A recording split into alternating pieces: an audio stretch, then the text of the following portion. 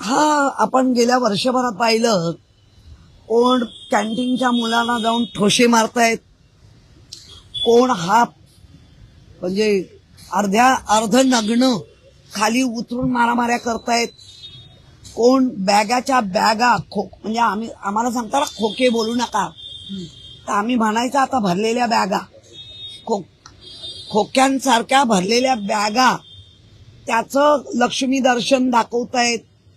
तर कोण सांगतंय की मी 35 कोटीवर पाणी सोडलं, मला मिळणारा लाभ हा 35 कोटीचा होता आणि तो माझ्या कार्यकर्त्यांसाठी सोडला.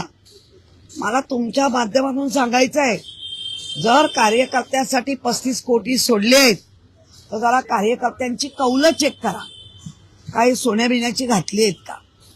कारण कार्यकर्ता भाग्यशाली आहे म्हणायचा, काही थापा मारतायत. आणि आता तर काय कॅप्टननी सगळ्यांना कॅप्टनशिप देऊनच टाकली. काय काय दिलंय लाभ, कुठला लाभ दिला तो आता कॅप्टनच सांगू शकतो. आणि आलेले व्हिडिओज, कारण त्या आलेल्या व्हिडिओवर पण आता बंदी घातलीच पाहिजे. काही महिला ठरवून गेल्या आहेत, काही महिला फुसलवून असं काही चित्र अजूनही स्पष्ट होत नाही. पण महिलांचे पालक गेलेले असताना ज्या कॅप्टननी धाडस केलं, ते धाडस या राजकीय लोकांचं पाठबळ होतं. म्हणूनच एवढ्या मोठ्या प्रमाणात ऑफिसमध्ये इम्पोर्टेड काच लावून, की ज्या काचेतून बाहेरचं दिसतं पण आतलं दिसत नाही, अशा पद्धतीने अत्याचार केलाय. आणि ह्या तमाने कुठच्या तरी हॉटेलमध्ये भेटल्या.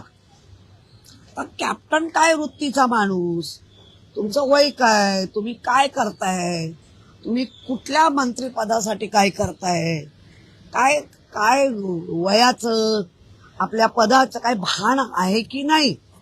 ताई, काल सभागृहामध्ये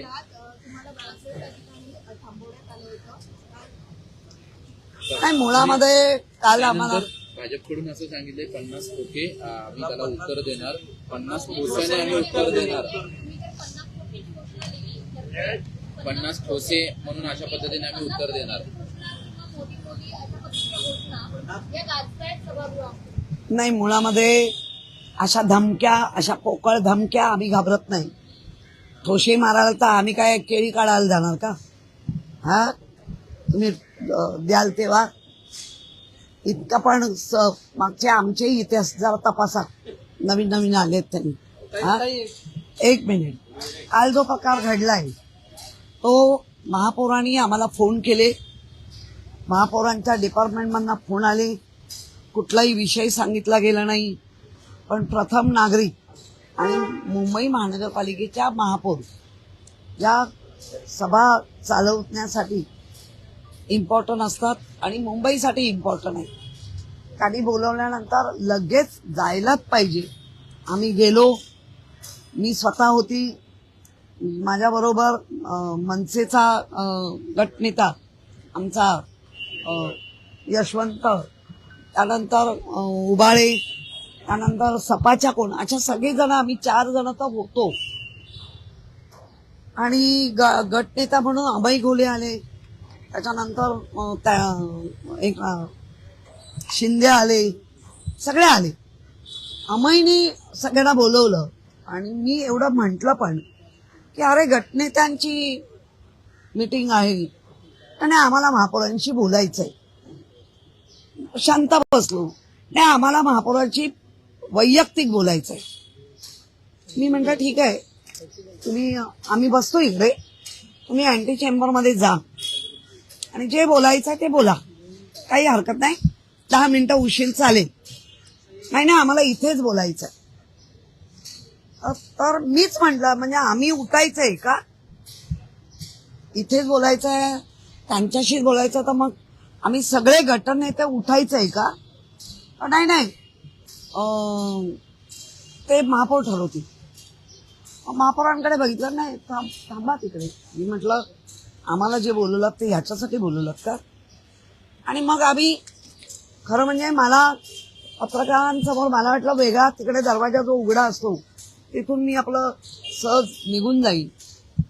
मला बाहेरच काही पत्रकार भेटले आणि असा अपमान जर महापौर करणार असेल, माझं काय म्हणणं होतं, समय सूचकता दाखवा.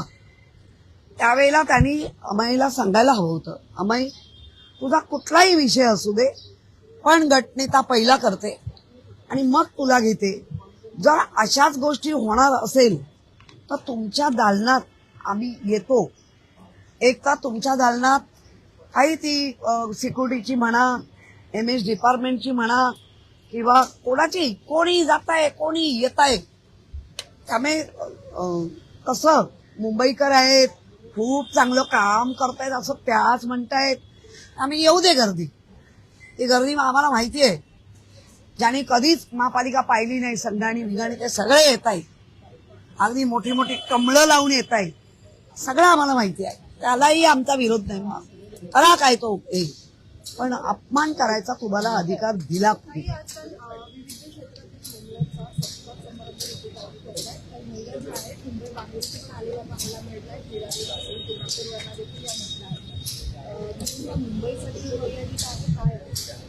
मुळामध्ये कुठलाही कार्यक्रम एवढा मोठा करतो तर त्यासाठी गटनेत्यांना बोलवून की बाबा आपण हा महापौरांचा कार्यक्रम राहिलाय, आपण करतोय, तुमच्या नगरसेवकांना सगळ्यांना सांगा की मुंबईच्या मर्यादित असलेल्या लोकांचे तुम्ही फॉर्म भरा आणि तुमच्या शिफारसीने आम्हाला कळवा.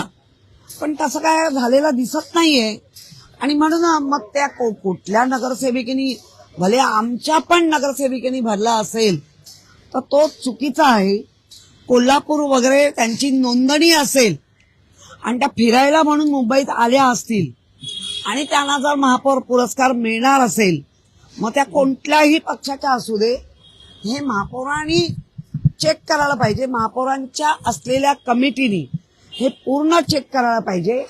आणि कोल्हापूरवरनं, मीरा भाईंदरवरनं फिरायला येणाऱ्याला जर तुम्ही तो पुरस्कार देणार असाल तर मला वाटतं चुकीचं आहे. त्या केलेल्या सामाजिक कामाची नोंद ही त्या कुठे करतायत, त्यांचा ऍड्रेस काय हा पाहिला जातो. पण ह्याच्यामध्ये आत्ताच मला कळलंय की कोल्हापूर आहे, मीरा भाईंदर, अशा 2-3 महिला आहेत. महिलाला दिलं पाहिजे, अजिबात माझी ना नाही. पण माझा आपला नियम आहे, मुंबईच्या आतल्याच, मुंबईच्या हद्दीमध्ये असलेल्याच महिलांना द्यायचं आहे. तुम्ही काय महाराष्ट्राचे मुख्यमंत्री नाही आहात, मी महापौर आहात. महाराष्ट्राच्या मुख्यमंत्र्यांबरोबर बरोबरी करायला एवढ्यात तरी जाऊ नका असं माझा प्रेमळ सल्ला असेल. तर मुख्यमंत्री ते मुख्यमंत्री आहेत, पण जर मुख्यमंत्र्यांसारखं काम करायचं आहे तर मुख्यमंत्री किती दक्ष असतात ते पण त्यांचा गुण घ्या. एक प्रश्न असा आहे की पीओपी वरून सध्या पालिकेमध्ये गोंधळ पाहायला मिळतो. त्यांनी जे परिपत्रक काढलं त्याच्यामध्ये स्पष्टीकरण देताना पलटी मारलेली आहे पालिकेने. एक मोठा विरोधाभास हा समोर आलेला पाहायला मिळते.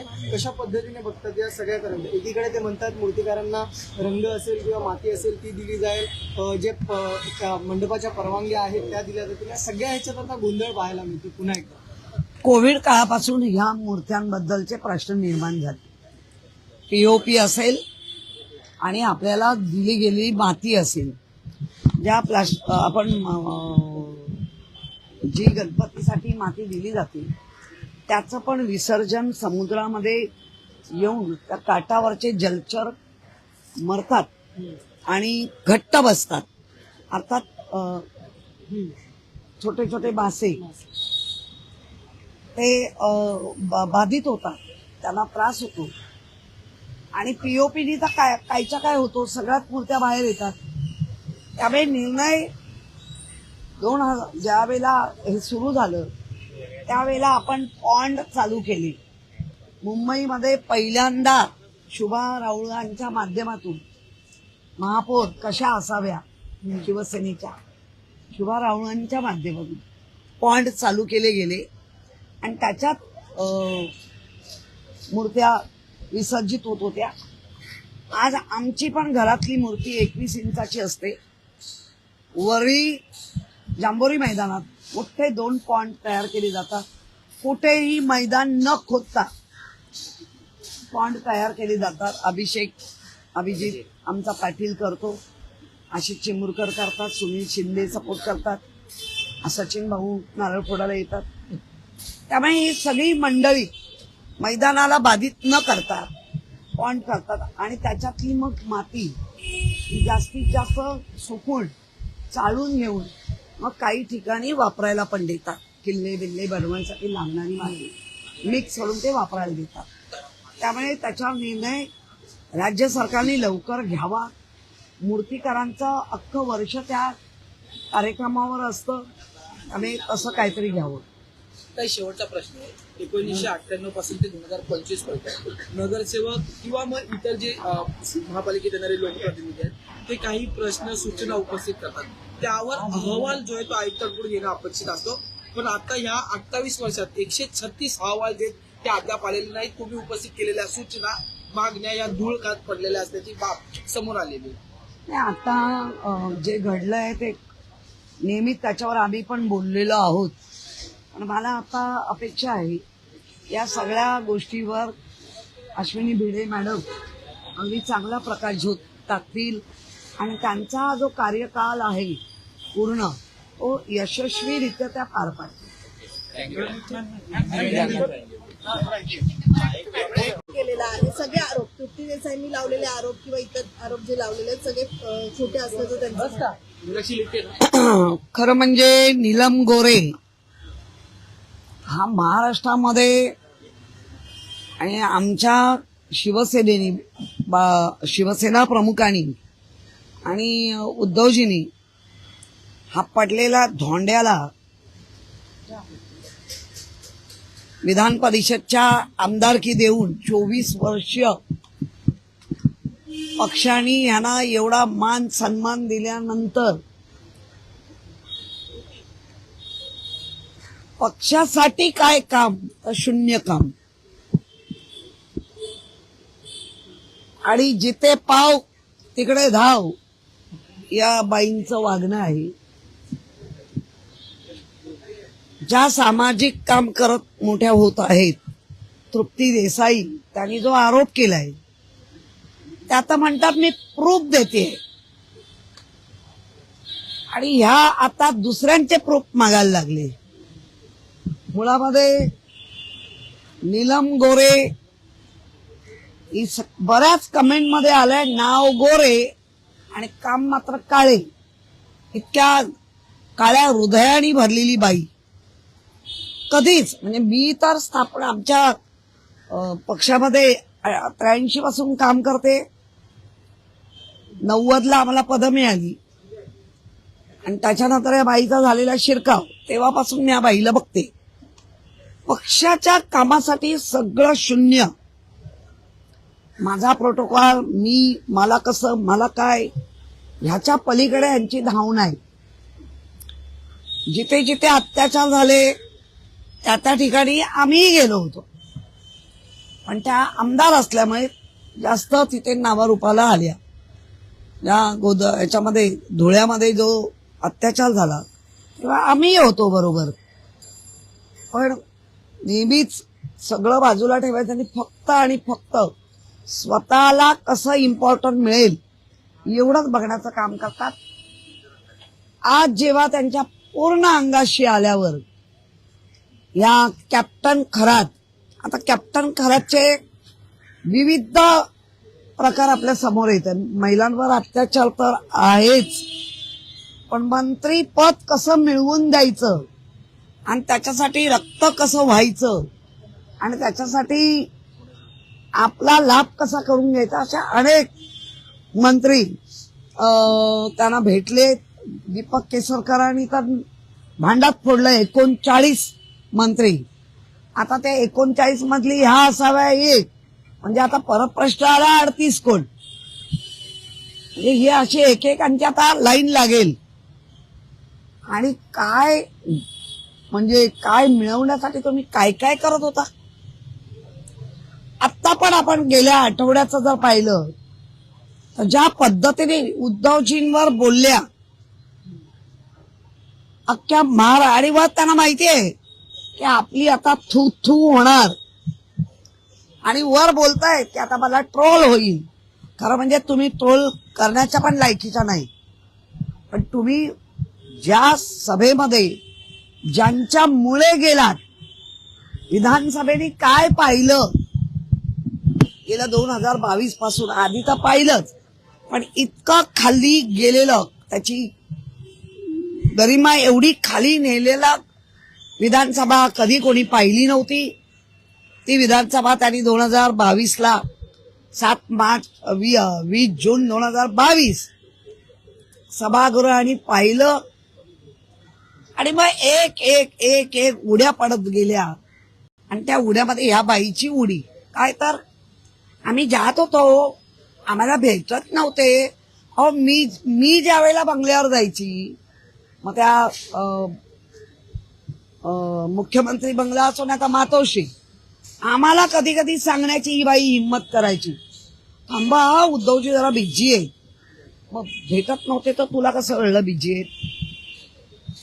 हे मी कार्यकर्ती म्हणून सांगते. खोटारडी एक नंबर आणि बुद्धी चातुर्य ते पण तू तुझ्यासाठीच वापरलंस. ते पण त्याचा उपयोग पक्षासाठी झालेला आहे. श्रमदान तर तू कधी केलंच नाही.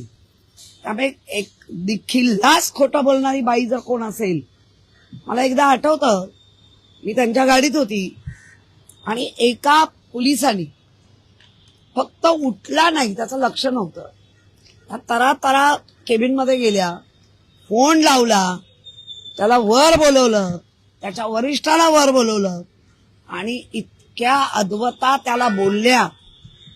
तेव्हा माझ्या आणखीन लक्षात आलं, अरे बापरे, यांचे एवढे मोठे युगो आहेत, हे एवढं मान अपमान, याचा अर्थ यांना एवढंच हवं होतं. आणि जेव्हा कळलं की आता हे उद्धवजींकडनं मिळत नाही, कदाचित मिळणार नाही, तशी उडी एकनाथ शिंदे. आणि भाषणात काय सांगतात, हो ना एकनाथ शिंदे. अरे वा, मग त्याच्यात प्रश्न पडला लोकांना, उंदीर कोण आणि मांजर कोण, साक्ष कोण कोणाची काढताय. त्यामुळे ह्या बाईवर बोलावं तेवढं कमी आहे. आता सामोरी जा आणि तुझे पुरावे बाहेर येत आहेत आणि ते दाखवतायत. आणि कॅप्टननी तुम्हाला चांगली कॅप्टनशिप दिली. आता तुम्ही कॅप्टनकडे जाऊन काय काय केलं ते कॅप्टनच सांगेल, बाबा आम्हाला काय माहिती.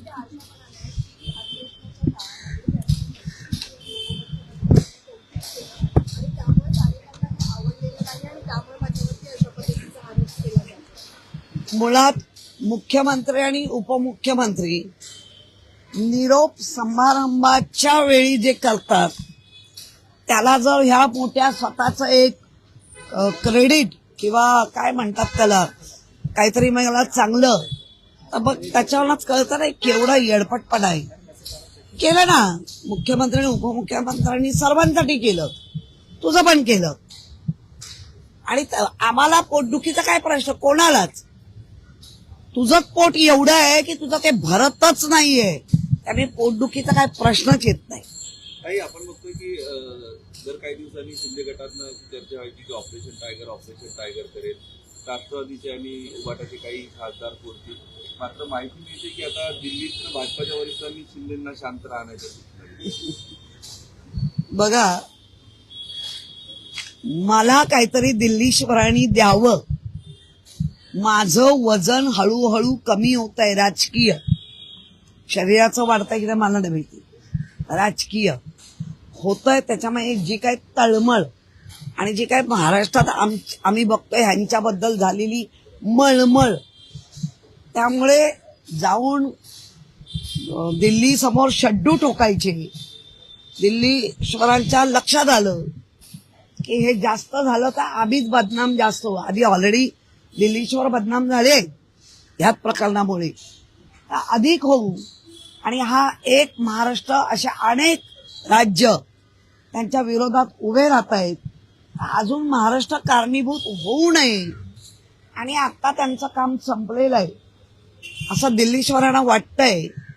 जेवढं काय राष्ट्रवादी तोडायची होती, शिवसेना बाळासाहेबांची फोडायची होती, ते आता तोडून फोडून मोडून झालेले आहेत. आणि त्यांनी पाहिलं एवढं तोडलं मोडलं सगळ्या मुंड्या चित केलं तरी शिवसेना मुंबईमध्ये 65 संख्येनी आणि जे आता ते अभ्यास नक्की करत असतील 16 सीट ह्या 50 म्हणजे 100 आणि 50च्या बदले आहेत. याचा अर्थ तो त्यांनी लक्षात घेतला असेल की ह्याची उपद्रव्यता संपलेली आहे. आज अश्विनी भिडे मुंबई महानगरपालिकातील आयुक्तपदाची पदभार स्वीकारतील असं सांगितलं जातंय. मोठा विरोध एकनाथ शिंदे करताना बघायला मिळाले, मात्र कुठतरी त्यांची बोळवण केली. तुषार दोषींना सक्तीच्या रजेवर पाठवून त्यांची बोळवण करून अश्विनी भिडेंना हे केलं असं वाटतंय तुम्हाला? महापालिकेत महापौर महिला आहेत, विरोधी पक्षनेता तुम्ही महिला आहात, आयुक्तपदी सुद्धा महिला राज येणार आहे. मुळामध्ये भिडे मॅडम अश्विनी भिडे या आपल्याकडे AMC म्हणून काम करून गेलेले आहेत. त्यांच्या सोबत आम्ही काम केलेलं आहे आणि त्यांच्या सोबत काम करत असताना त्यांच्या संपूर्ण त्यांचा जो कार्यभार आहे तो कसा असतो, त्या अतिशय सकारात्मक दृष्टीने काम करतात. सकारात्मक दृष्टीमध्ये ते पक्ष भेदाभेद करत नाही. त्या AMC होत्या आणि गुड लक त्यांचं की या वेळेला ह्या मुंबई महापालिकेवर पहिल्यांदा